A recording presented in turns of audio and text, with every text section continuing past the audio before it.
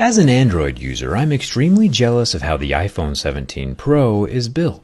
However, Apple forgot to do one really important thing. They ignored an international standard, and it's going to haunt every single person who buys this phone. And there's no way to fix it. The colorful exterior aluminum oxide anodized layer on the iPhone is a level 9 on most scale of hardness. Second in hardness only to diamonds, which are a level 10. We'll talk more about this in a second, but in order to achieve that durable oxide layer, the bare aluminum frame is dipped into an acidic electrolyte bath and then electrified. It's a really cool process to watch, and happens very quickly. However, the sharp corners, like the ones you see here on the iPhone 17 Pro camera plateau, are the literal Achilles heel of anodizing. It's the weakest point of the coating, since there's not enough substrate or aluminum at that sharp corner to securely hold the top aluminum oxide in place. And Apple went and made the literal sharpest cliff possible here on the iPhone 17 Pro.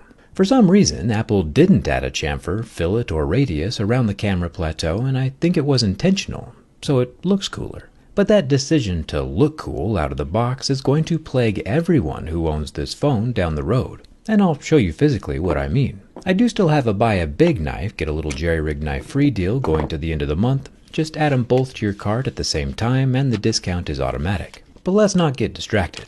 Jumping in to get a closer look with the digital microscope, this thing is so fun, we can first scope into the leaf of the Apple logo. But that's not what we came here to see. The cliff Apple has milled into the aluminum has no chamfer, bevel, or fillet, and it's about as straight up and down as aluminum can get. And you'll see why that's a problem here in a second. And don't get me wrong, I am a huge fan of the switch from a glass slab sandwich to this new aluminum unibody design. Overall, it's more durable. Aluminum is a Mohs 3 or 4 on the Mohs scale of hardness, while glass is a 5 or 6. Unless, of course, we're talking about Corning's new Ceramic Shield 2, in which case some black magic somehow makes the marks at level 6 and 7 almost disappear. The level 8 pick behaves like usual though, and gashes through the glass with no problem. The front 18 megapixel camera is also protected under the same slab of Ceramic Shield 2. This has the new square sensor inside, which hopefully we'll see more of during the teardown. The camera sits just below the razor-thin earpiece slit, and part of me is curious if just rubbing the Pro on a table is enough to snap those corners off of the camera plateau.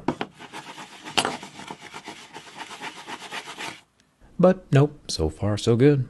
And of course, while the Ceramic Shield 2 is indeed the best we've ever seen, glass is still glass, and it's never a bad idea to add a layer of protection to your phone, especially in this economy where resale value is extremely important. The Prism glass from my channel sponsor dbrand has a foolproof installation procedure with its own applicator, placing the clear protective slab of glass perfectly in place every time. I'll leave a link for the Prism glass in the description. It comes with 2 in the box. You might be like, hey Jerry, if the anodizing is actually a level 9, why does it scratch at all? And that's a fantastic question. The decorative anodizing that Apple applies to the surface of their phone could be anywhere from 2 to 25 micrometers in thickness. That's about 0.025 millimeters or less than half the diameter of a human hair. Not that I would know. It's a tough, colorful shell, tougher than regular paint to be sure, just not super thick, which means it's not invincible. The top of the iPhone 17 Pro has a plastic 5G antenna slot, and the left side has more of the brilliant orange anodizing and 3 buttons that will not be popping off on their own. The bottom of the 17 Pro has its USB-C port that can charge to 50% in about 20 minutes, as well as the lower stereo loudspeaker, which the new iPhone Air does not have. I think it'll be pretty cool to see what changes have happened on the inside, so make sure you're subscribed for the teardowns. The Apple logo on the cosmic orange is perfectly in place, like surprisingly well aligned with the glass etching. Thumbs up for that. Then at the top we have our 48 megapixel wide angle camera. Then the 48 megapixel main camera down at the bottom, and the 48 megapixel 4x telephoto off to the side, all of which are still covered with Apple's version of sapphire crystal. You can see the lenses registering on my diamond tester, while my Casio F91W does not. The single LED flash has a plastic diffuser, and then whatever laser focus thing this is on the other corner is protected with glass. While we're up here, it's time to see if I'm correct about that edge being fragile.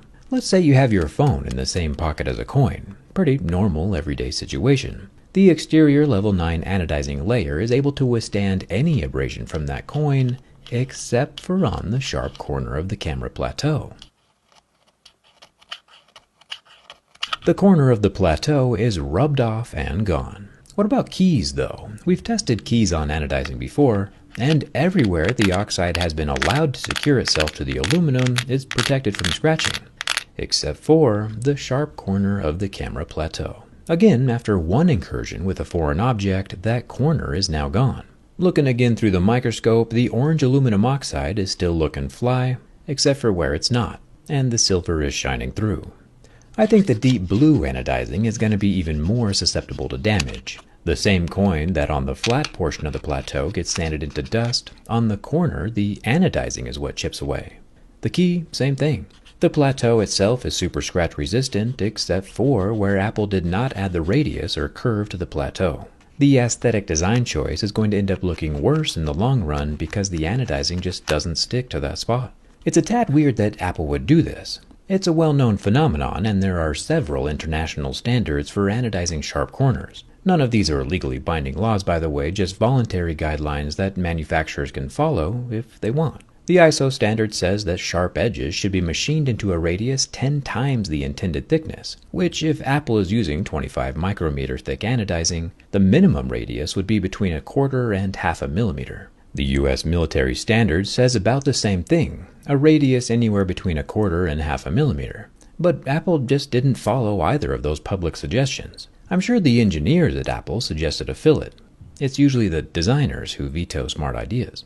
On the blue camera shelf, you can see how a good chunk of that anodizing near the edge just sheared off like an iceberg in the Arctic. And don't get me wrong, I am a massive fan of this new iPhone design. Less glass and more aluminum is always a good thing when it comes to durability. These chips are purely cosmetic and won't affect the functionality of the phone. Just remember when damage does happen that it's not your imagination and not your fault. It's Apple's design because anodizing doesn't stick to corners. The smaller piece of textured glass on the back is just as abrasive as the anodized coatings and is very impervious to scratching.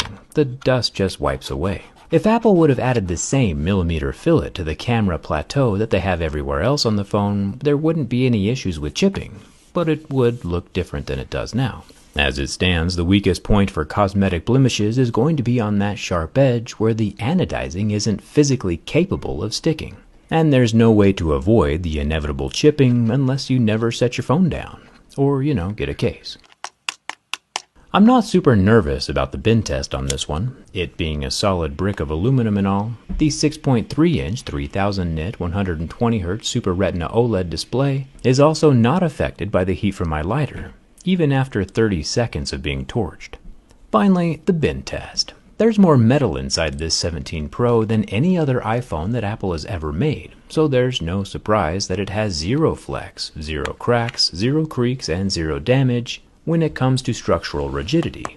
The same goes for the iPhone 17 Pro Max. No flex, no bends, and 100% no issues whatsoever. The iPhone 17 Pro and Pro Max passed my durability test, except for the part where your iPhone 17 Pro is going to chip and there's nothing you can do to save it. Apple's own transparent case, which isn't all that transparent, does have a raised lip around the camera plateau, so that will help keep things intact. But if you want a case that looks even better and more transparent and more protective, I would suggest the Ghost case from Dbrand. It has a never yellowing guarantee and has full coverage for that camera plateau. Dbrand's been working with Best Buy on a nationwide retail rollout of the Ghost case, as well as the Prism screen protector that you saw earlier. It's already the #1 selling phone case nationwide for good reason. I'll leave a link down in the description where you can get 42% off the Prism when you bundle both together. Just use code JERRYRIG at checkout or swing by your local Best Buy. I'm partial, of course, to the grip case and my teardown skin though, but to each their own. Thanks a ton for watching. I'll see you around.